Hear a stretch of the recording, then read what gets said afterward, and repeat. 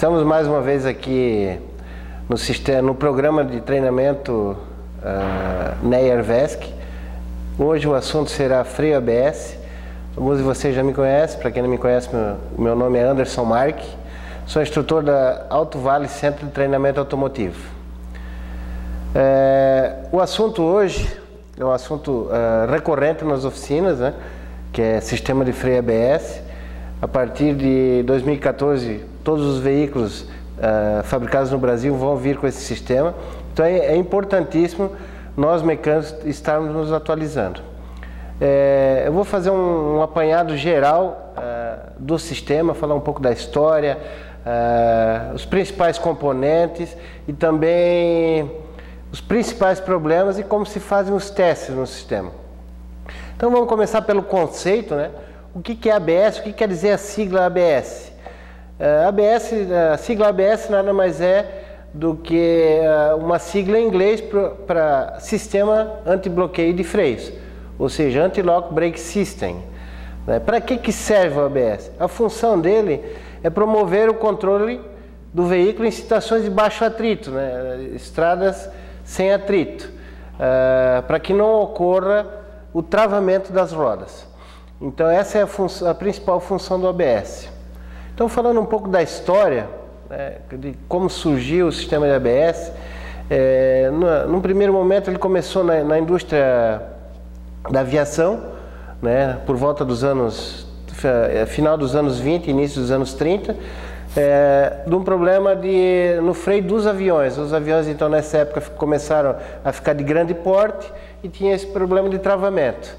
Já na década dos anos 60, começou a utilização em alguns veículos, né? Começou a se desenvolver, só que ainda não eram sistemas confiáveis, então nenhum veículo ainda naquele momento saiu com sistema de ABS. Já no ano de 71 foram lançados os primeiros veículos equipados com ABS, né? Foi os veículos da Ford e Chrysler, né? Então começaram a vir com os primeiros sistemas ABS, ainda um pouco precários, né? Mas, então, em 78 a Mercedes também lançou seu veículo com ABS. E também em 78 começou a produção, então, em larga escala dos sistemas ABS. Naquela época ainda os sistemas pesavam em torno de 7 quilos, né? Então era uma parafernália ainda, não era nada eletrônico, ou seja, era um sistema analógico, mas na sua precariedade, até para a época, funcionava satisfatoriamente. Em 83, então, a Bosch lançou o sistema 2S, ainda aquele primeiro sistema que a gente tem a unidade eletrônica e a unidade hidráulica separada uma da outra. Em 89, então, surge o sistema 2E, que é o sistema, então, unidade eletrohidráulica, ou seja, a central eletrônica e a central hidráulica todos no mesmo componente. Então, isso foi em 89. Em 92, então, a Mercedes lança o sistema Standard, né, que é o sistema exclusivo da Mercedes. Em 93, a Bosch lança o sistema 5.0, então daí já é um sistema totalmente digital, não mais analógico, né? E também é nesse momento que aparece o sistema de controle de tração, que a gente vai falar um pouco sobre ele ainda. 95, sistema 5.3, 98, 5.7, então daí para frente a evolução foi significativa. No ano de 2000, 60% dos veículos no mundo já eram equipados com ABS. Então, claro que não é a realidade brasileira, não foi a realidade brasileira, mas no mundo ele já era bastante difundido. Em 2001, então, saiu o sistema 8.0, 2005, 8.1. Para vocês terem uma ideia, o sistema 8.1 ele tem aproximadamente 1,5 kg o sistema. Então, a gente passou de 7 kg para 1,5 kg a unidade eletrohidráulica. Então vocês podem ver que a tecnologia teve uma grande evolução. Então, quais são as vantagens do sistema, né? O que o sistema ABS oferece para o motorista? Então, melhor dirigibilidade, melhor estabilidade e uma menor distância de frenagem. Então, a distância de frenagem ela diminui consideravelmente num veículo com sistema ABS. Isso ela gira em torno de 20 a 30% menor. Vocês podem ver no slide ali tem uma situação de frenagem. O veículo com ABS ele sempre vai ter uma menor distância de frenagem. Existem algumas categorias de ABS, né? Até por algumas caminhonetes que tem no Brasil. Alguém já deve ter ouvido a D20, por exemplo, a S10, a sigla ABS-T. O que quer dizer ABS-T? São veículos que têm o freio ABS somente no eixo traseiro. Então é um eixo diferencial, né? E o sistema de ABS ele não atua na roda, ele atua diretamente no diferencial. Então qualquer roda que tiver um travamento, que parar o eixo cardan, ele atua para liberar o freio das duas rodas traseiras. Então o controle não é individual, tá? Existe também o ABS de 3 canais, que é o quê? Ele atua nas duas rodas dianteiras, né? Individualmente e no eixo traseiro. Então ele é um ABS-T, né? Com atuação nas rodas dianteiras. E também o ABS de 4 canais, então que ele é integral, ele atua nas 4 rodas separadamente. Quais são os sistemas relacionados ao ABS?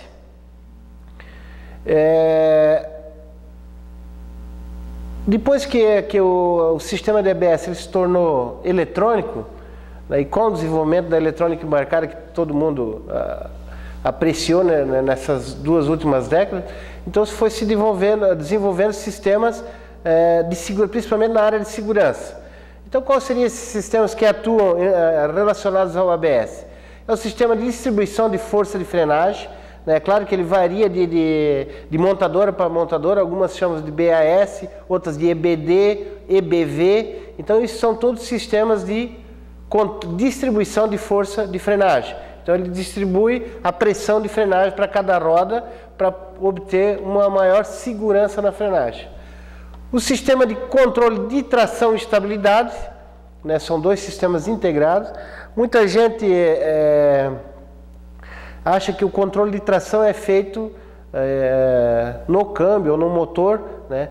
Mas o atuador do sistema de controle de tração e estabilidade é no sistema de ABS. Então ele usa o próprio sistema de freio ABS para poder controlar uma tração indesejada, né? Uma patinação, ou então ele usa frear alguma roda para poder manter uma trajetória, né, e não daqui a pouco uma perca de estabilidade. E também são conhecidos esse sistema de controle de tração e estabilidade agregado, CSC, ASC e ESP. Então são siglas também usadas pelas montadoras, que quando vocês virem essas siglas vão saber que é o sistema de tração e de estabilidade. Também existe só o controle de tração sem o controle de estabilidade, conhecido como EDS, ASR ou TC. Então, alguns veículos até tem um botãozinho no painel que você pode desligar, né? O sistema EDS ou ASR ou TC, esse é exclusivamente do controle de tração. Como que o ABS atua em cima do controle de tração? Vocês vão ver, depois da gente conhecer o sistema, que ele nada mais é do que uma frenagem de alguma roda para não se ter patinação. Então ele controla a tração, o excesso de tração no freio. Então a partir do momento que ele freia uma roda que está girando livre, ele vai tracionar uma segunda para obter o máximo de tração no veículo. Então são esses sistemas que atuam em conjunto com o ABS. É óbvio que eles não trabalham somente com o ABS, eles trabalham em conjunto com o câmbio, quando é eletrônico, com o motor. Então são sistemas integrados, eles trabalham em toda a rede de centrais dentro do veículo. Vamos falar agora um pouco sobre os componentes do sistema ABS. E o primeiro componente que a gente vai falar é do cilindro mestre, tá? Por que eu vou falar do cilindro mestre? Eu não vou falar de sapata de freio, de pastilha, né, que são componentes comuns ao sistema de freio convencional. Mas do cilindro mestre a gente tem que estar falando por quê? Muita gente não sabe, mas o cilindro mestre para freio ABS ele é diferente de um cilindro mestre para freio comum. Por que disso? Todo cilindro mestre para freio comum ele tem um orifício que se chama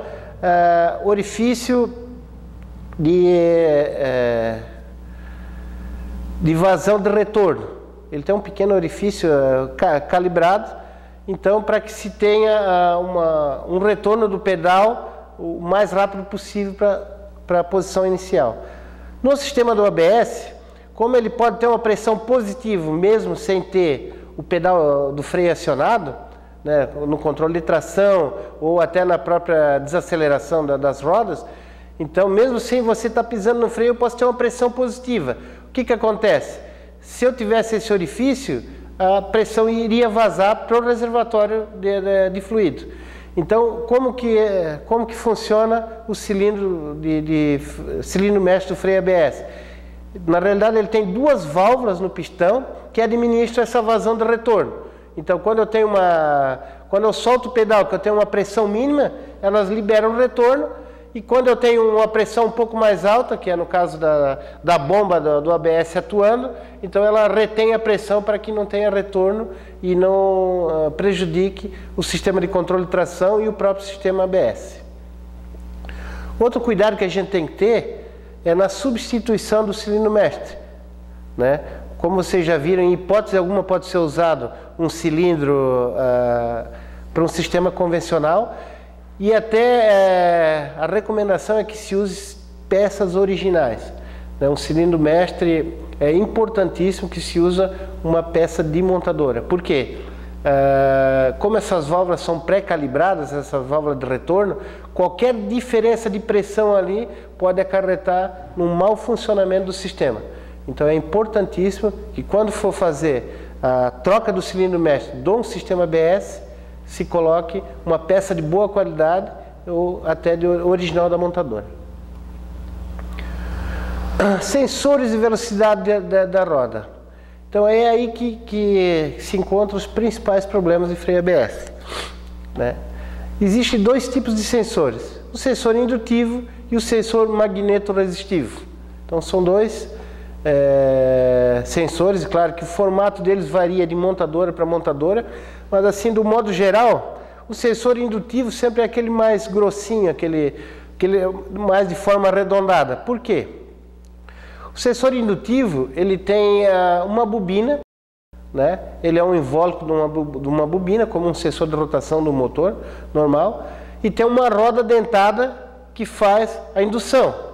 Então, ele, com a roda dentada passando, se movimentando, próximo a essa bobina, a esse enrolamento que está no sensor, ele gera uma corrente elétrica alternada, né? Então, o sensor indutivo, ele sempre vai fornecer para o módulo do sistema ABS uma corrente alternada de onda quadrada, normalmente, porque a roda dentada ela tem espaços, né, vazios e de forma quadrada, não é arredondada. As medições, né? Como se faz uma medição no sensor indutivo? Primeiramente, se mede a resistência elétrica, né? É um teste bem comum, porque é muito comum nesses sensores ter uma ruptura do cabo, né? O cabo dele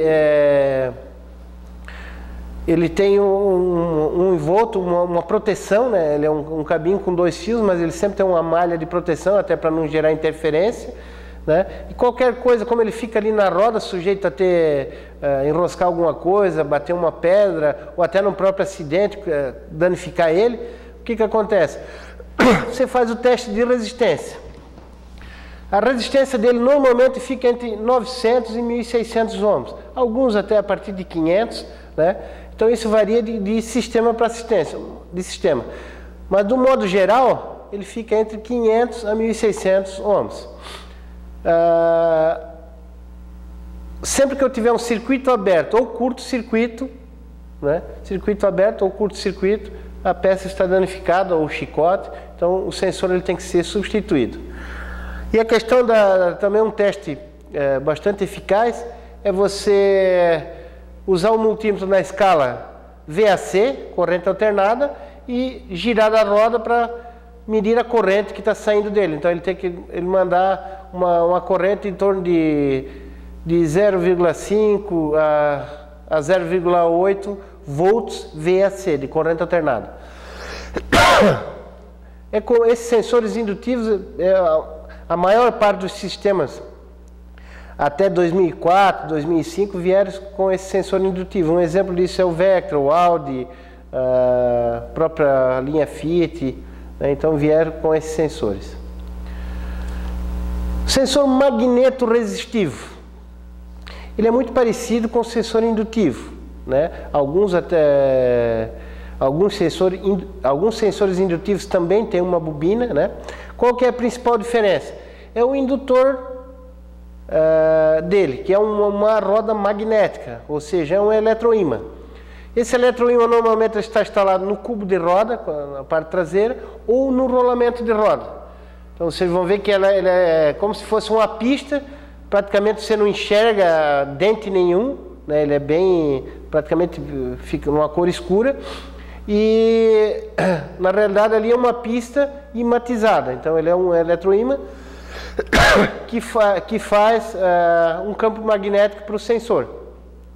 Alguns desses sensores magneto-resistivos, ele não tem esse enrolamento, ele não tem bobina. Então ele é alimentado com tensão de bateria, né? Então o sensor que não tem, ele é um sensor de diâmetro menor, vocês vão ver que ele é bem pequenininho, tipo um palito mesmo, né? É um palitinho, e esse sensor ele não tem um enrolamento. Então o teste de resistência não vai surtir efeito nesse sensor, de forma alguma. Então esse sensor ele tem que ser testado alimentado. Então o que você faz?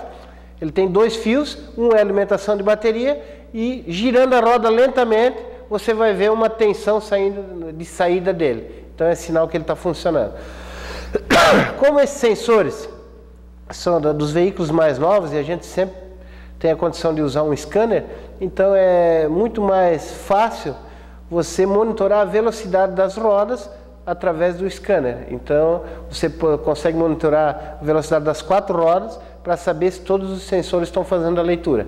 Então tome cuidado, porque se você for medir um sensor magneto-resistivo na escala ohms, medição de resistência, ele provavelmente vai dar uma resistência muito alta, ou quase praticamente um circuito aberto. Então ele não é conclusivo nessa medição. Outra coisa que os mecânicos têm que se atentar é a substituição do cubo de roda e do rolamento de roda. Por quê? Como eu falei, a pista, né, a indutora do sensor de ABS, no caso do magneto resistivo, que estão vindo em praticamente todos os veículos mais novos aí, que é o sistema 8.0, 8.1, né, a partir do 5.7 já estão vindo com esses sensores. Então é extremamente importante o cuidado com essa pista.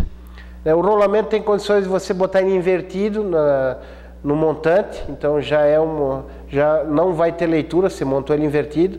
Outro detalhe, qualquer batidinha que se der nessa pista pode danificá-la, né? Se danificar a pista já era o rolamento, você vai ter que colocar outro rolamento. No caso de cubo traseiro, a maioria também já vem com a pista, né? Então tomar cuidado na aplicação, ver se é a correta, é o veículo que você está instalando. E outro detalhe, peças de boa qualidade, principalmente no que diz respeito a rolamentos, porque a gente está vendo aí uma série de importações de peças aí, então o rolamento pode funcionar bem, mas vai ficar acesa a luz do ABS. Você vai medir o sensor, vai acusar falha de sensor, mas na realidade você aplicou um rolamento que não estava dentro das especificações, a pista ela não abrange o que o fabricante do ABS pediu para aquele sistema, e você vai ter problema de leitura, ele vai acusar falha no sensor. Então vai ficar acesa a luz do ABS, você vai ter problema. Então assim, ó, rolamento de roda, cubo de roda, para sensor magneto resistivo tem que ser de boa qualidade. Ah, mas tem que ser original? Não. Tem peças aí, fornecedores e montadora que você pode colocar aí sem problema. Qual é os veículos que estão vindo com esse sistema? EcoSport, né, da linha Ford, linha Hyundai, linha Citroën, todos, né? E agora os novos, a partir de 2014, quase todos vêm com esse sistema com sensor magneto resistivo. Unidade eletrohidráulica. Para que serve a unidade eletrohidráulica? Na realidade, nessa unidade a gente tem conjunto de válvulas, né? Estão todos, tanto a válvula de alimentação como as válvulas de descarga, a bomba de recirculação, né? Depois nós vamos ver para que serve. Também nós temos a unidade eletrônica, né? Como a gente falou, dos sistemas mais novos, a unidade hidráulica e a unidade eletrônica são todos do mesmo componente, né?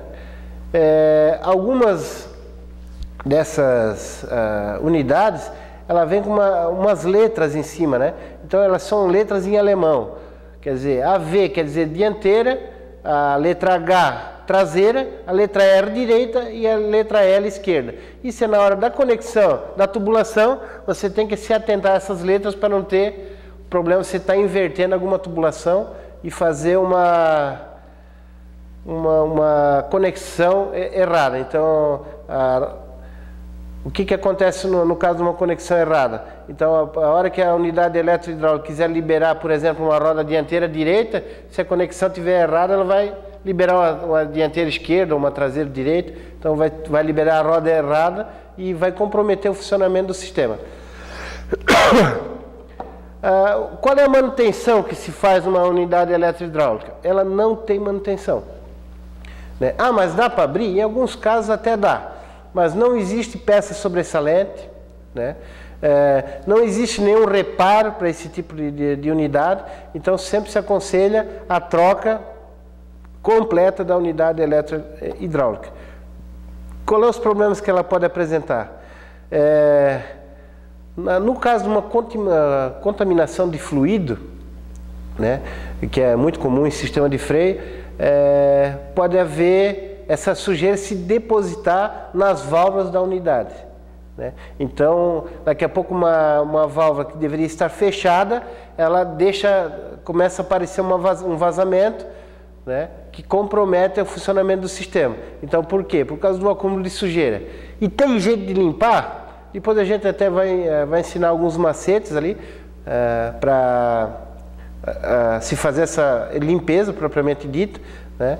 Mas assim, para fazer desmontagem, para limpeza, é inviável, né? Você corre o risco dela não funcionar mais. Então, assim, troca de fluido é extremamente importante num sistema DBS.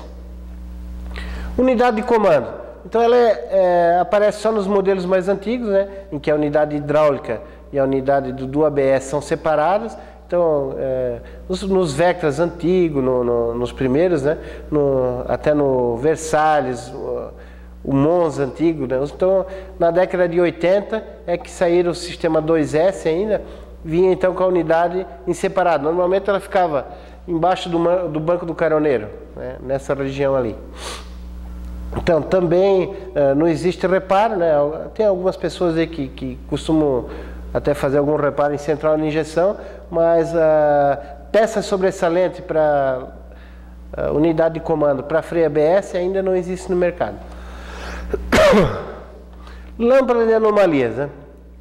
Então, a lâmpada com sigla, aquela luz que acende no painel, com a sigla ABS, ela serve para quê? Para quando se liga a chave, ela acende, fica um tempo e apaga. Serve para fazer o pré-diagnóstico do sistema. Então, sempre que se ligar a chave, ela tem que acender, ficar por um período acesa e apagar. Então, a partir do momento que ela se apaga, o carro funcionou, o sistema de ABS está operante. A partir do momento que ela fica acesa continuamente, temos um problema no sistema ABS. Então, para se ter uma segurança, eu tenho um problema de leitura, um problema de módulo, qualquer problema que eu tiver, ele entra em modo de segurança, ou seja, ele acende a luz de anomalia, de ABS, e desliga totalmente o sistema.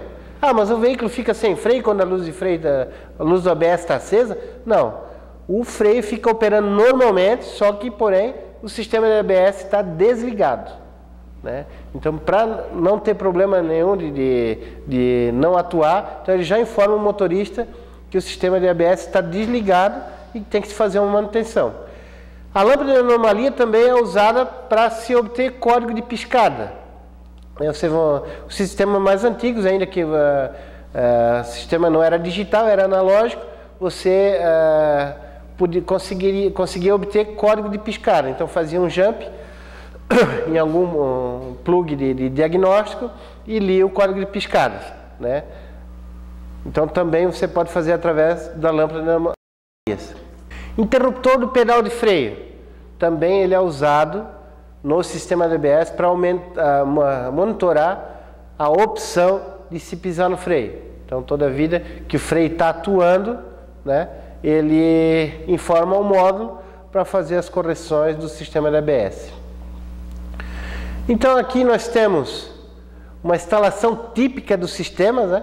Vocês estão vendo um circuito ali, rodas dianteiras, rodas traseiras, a lâmpada de anomalia, a central eletrônica, a central hidráulica, o servo-freio e o pedal. Lá no pedal tem o sensor de posição do pedal e o cilindro mestre.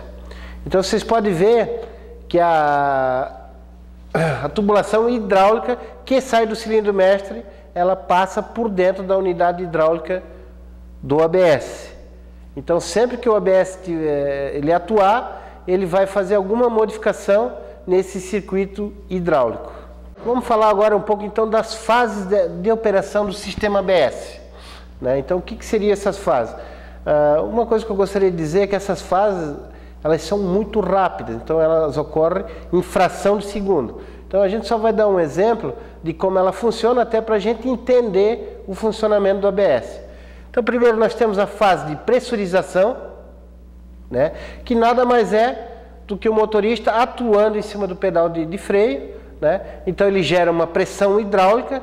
Vocês podem ver que a gente tem, estão representadas ali no meu esquema hidráulico, duas válvulas, né? Uma válvula de entrada e uma válvula de saída. Lá onde está a bomba hidráulica, tem a válvula de aspiração e a válvula de escape. Também temos um acumulador de baixa pressão, né? Isso ele está incorporado no módulo eletrohidráulico. Então, esse acumulador. Então, eu atuei no freio, a válvula de saída ela está fechada e a válvula de entrada está aberta. Vocês estão vendo no gráfico ali em cima, que quando eu atuo no freio, o que acontece?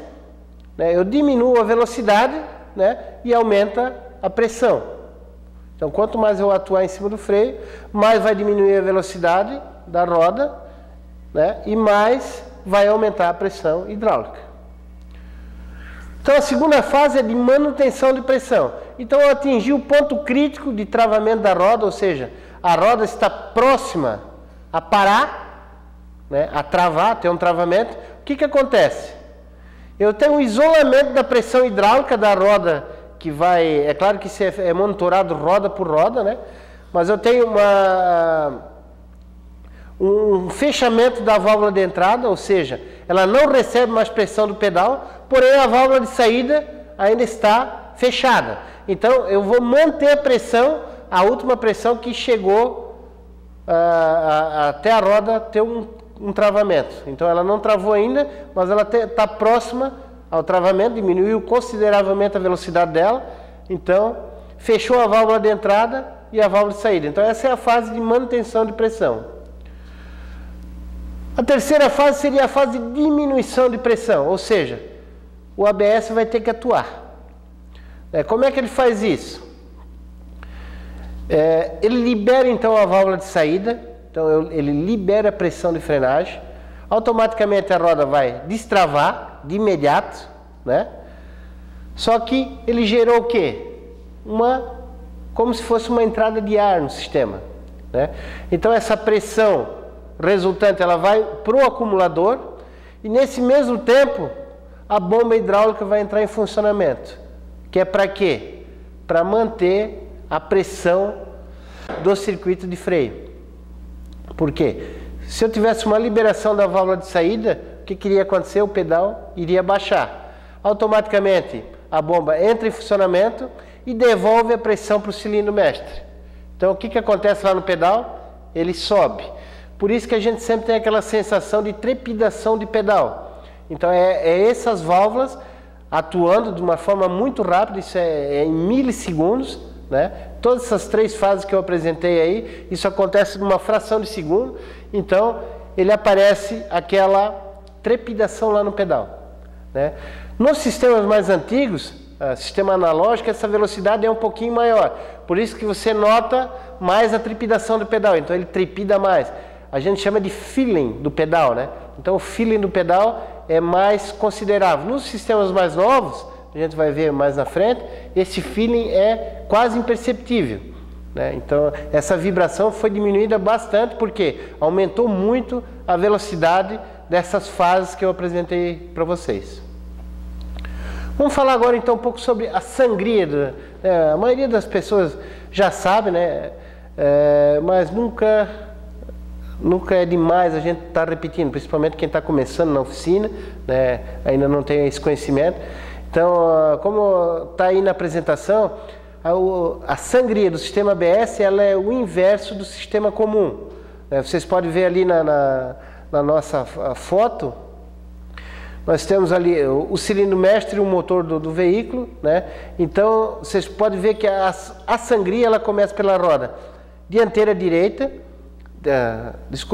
dianteira esquerda, a próxima roda a ser sangrada, dianteira direita, a terceira roda, traseira esquerda e a quarta roda,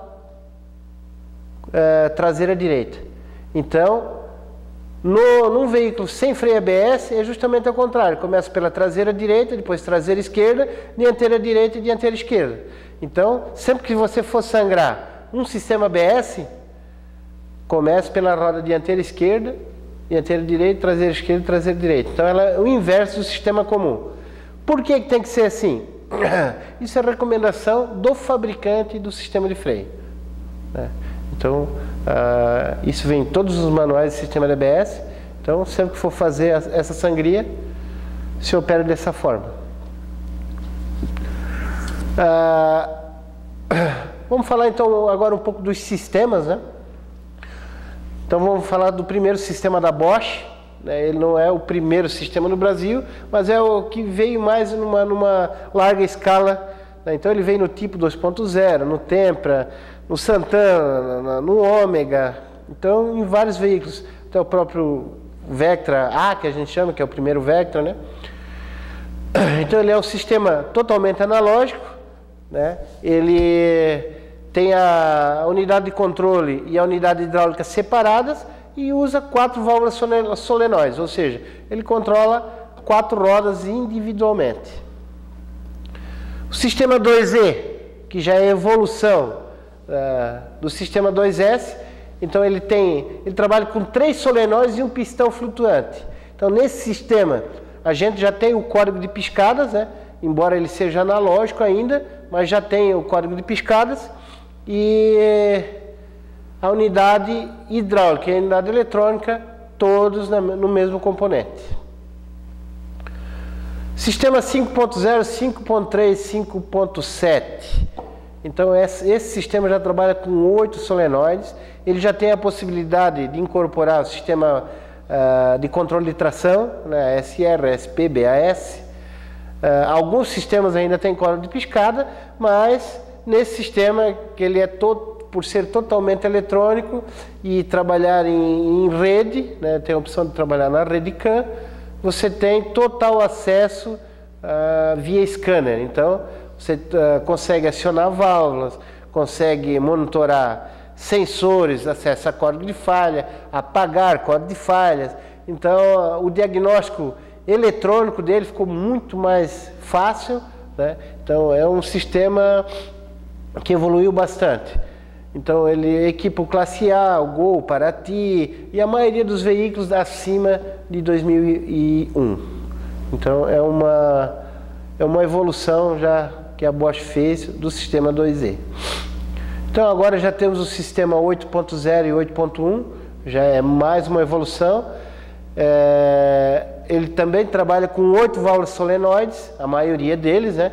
O peso dele se diminuiu bastante o tamanho, né? Hoje está girando em torno de 1,5 kg um sistema. O feeling do pedal, aquela vibração do pedal, ela é quase imperceptível, né? Diagnóstico então do scanner, ele melhorou 100%, tanto Existem veículos hoje que para substituir as pastilhas, né, você tem que entrar com o scanner, então ele também você consegue fazer isso através do sistema ABS, liberar a válvula, fazer limpeza de válvula, então você tem como fazer através do sistema ABS, com o sistema do scanner, né? É óbvio que você tem que ter o software para fazer essa manutenção. Então, controle de estabilidade, tração e força de frenagem, então funciona muito bem com esse sistema 8.0. Né? E um exemplo dos carros que estão vindo equipados com os carros da Renault, Megane, Fluence, o Punto da Fiat, o Linea, né? Então são exemplos de veículos que estão vindo com esse sistema. Vamos falar agora sobre a manutenção nos veículos com sistema ABS. Apesar de ser uma coisa bastante simples, a troca de pastilha de freio, numa troca num veículo com sistema ABS, pode ter uma complicação.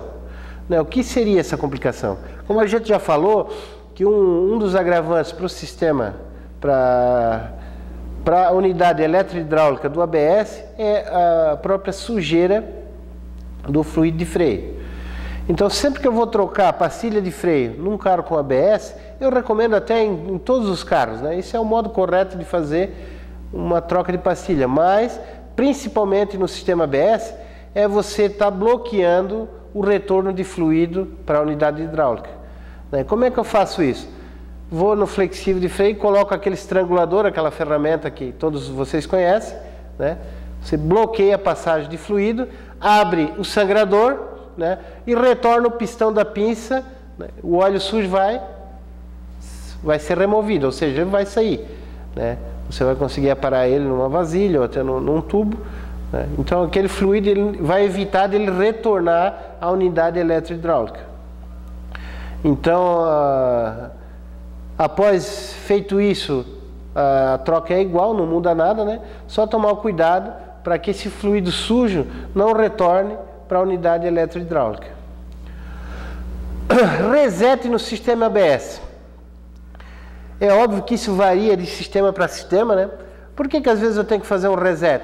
Por exemplo, eu funcionar o carro no elevador, é bastante comum a gente fazer isso, né? Então vai girar as rodas que estão conectadas ao câmbio, a roda de tração, as outras vão ficar paradas, ele vai acender a luz do ABS. Ele vai monitorar a rotação em duas rodas estão paradas, vai achar que tem um problema, né? Nos veículos mais antigos, eu tenho a possibilidade de desligar a bateria, né? Então eu desligo a bateria, ou então retiro o fusível da unidade eletrônica e consigo fazer esse reset. Nos sistemas mais novos, alguns até apagam sozinho. A partir do momento que eu saio com o veículo, ele monitorou a velocidade, o sistema, ele grava uma falha passada e apaga as luzes. Mas alguns sistemas não, você tem que entrar com o scanner para poder estar apagando a luz do ABS. Então, se é um veículo que você tem certeza que não tem o software para estar mexendo nele, no sistema da ABS, e for levantar no elevador, tome cuidado para não ligar ele, para ficar girando as rodas, para não ter esse problema de acender a luz e você ter que entregar o veículo com a luz do ABS acesa. No caso de um problema de ar na unidade hidráulica, né, você não consegue, vai fazer a manutenção no freio e não consegue tirar o ar, ou seja, o pedal fica baixo, né? Então, como é que eu faço para tirar o ar? Uma das maneiras nos veículos mais novos é você usar o scanner para abrir a válvula de alívio de pressão, que normalmente ela fica fechada, né? Então, como é que você faz isso? Anda com o veículo a 20 km por hora, pisando no pedal de freio e puxando com cuidado o freio de mão, simulando um travamento. O que você faz com isso? Estimula a abertura da válvula. Aí vai sair o ar da unidade hidráulica. Voltando em seguida na oficina, faz novamente a sangria, o pedal vai ficar alto. Beleza? E quando o pedal está abaixando, por vazamento interno na unidade hidráulica, né? Ou seja, tem uma válvula de saída, né, de pressão, tem sujeira embaixo dela, ela não está vedando, o pedal vai abaixando. Se você pisar com força, você vai ver que o pedal vai embaixo.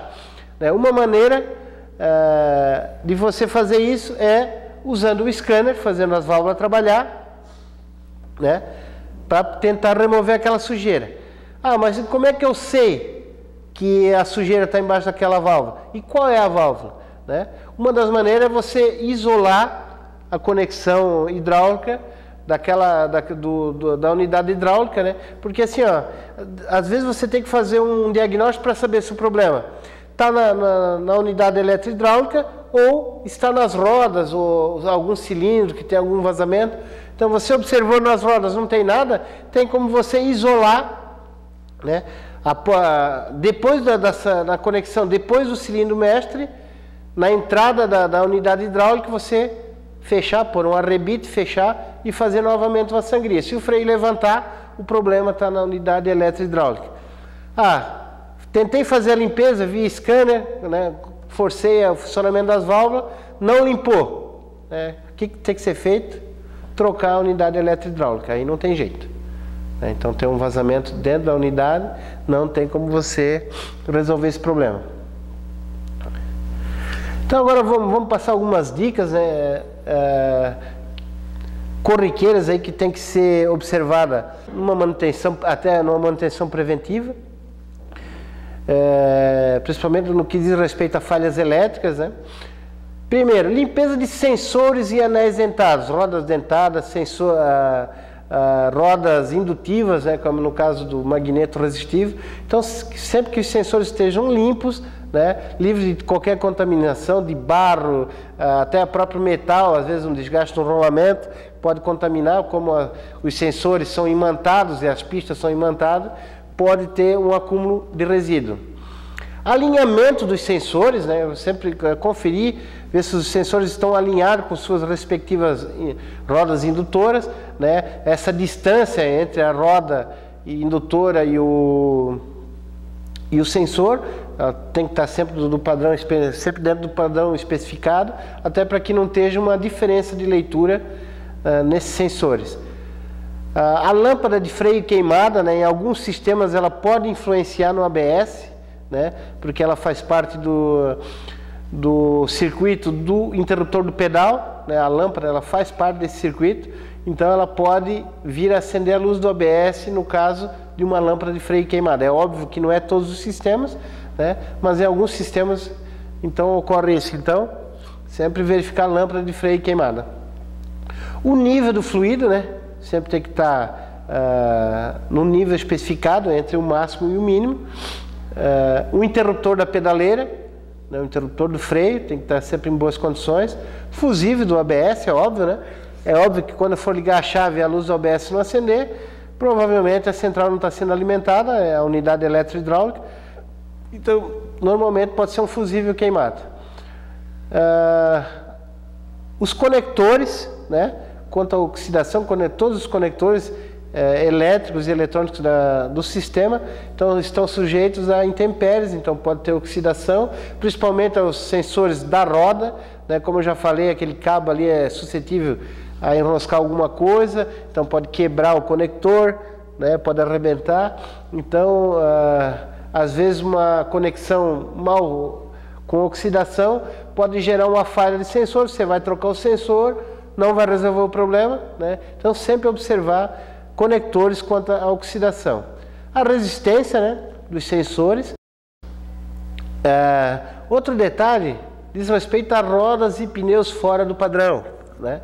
Então é óbvio que é difícil acontecer, mas daqui a pouco alguém pode botar um pneu no mesmo eixo de um tamanho, no eixo dianteiro de um tamanho, no eixo traseiro do outro, né?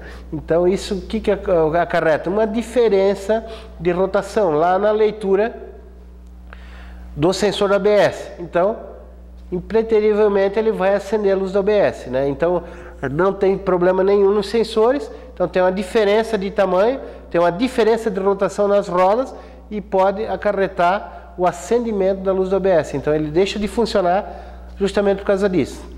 A respeito da manutenção, assim, vocês viram que não tem segredo, é um sistema razoavelmente simples, é claro que tem que ter seus cuidados, né? quem entende de injeção eletrônica, já entende de multímetro, vai se dar muito bem na manutenção do ABS. Claro que a gente tem que ficar atento sempre a algumas modificações, né? Como qualquer sistema, sempre está tendo inovações nesse sistema, e agora muito mais, né? Principalmente no Brasil, todos os veículos vão vir com esse sistema. Outra condição também é que as peças de reposição desses veículos, eu acredito que vai ter uma queda considerável. Hoje você sabe que qualquer sensor, qualquer cilindro mestre, ele tem um valor bastante elevado de manutenção, né? Por isso que muita gente procura o mercado de usados para estar substituindo essas peças. Mas a nossa função sempre o que é? É orientar o cliente da melhor forma possível para que deixe seu carro sempre o mais próximo do original, né? Para que o sistema, como é um sistema de segurança, ele tem que estar 100%, ele não pode estar 99%, né? Que ele pode ocasionar um acidente. Então, e é função do técnico levar todas essas informações ao cliente. E é óbvio que também aumentar o faturamento da oficina. Eu acho que esse é o objetivo de nós todos, né? Por isso que a gente está aqui gastando nosso tempo, estando aqui nessa sala para aprender alguma coisa. Então era isso. Gostaria de deixar o meu muito obrigado a vocês estarem aí me escutando por esse período. Agora, como vocês sabem, essa parte é gravada, né? Mas agora nós vamos passar para a parte de perguntas e respostas. Então, um abraço e muito obrigado.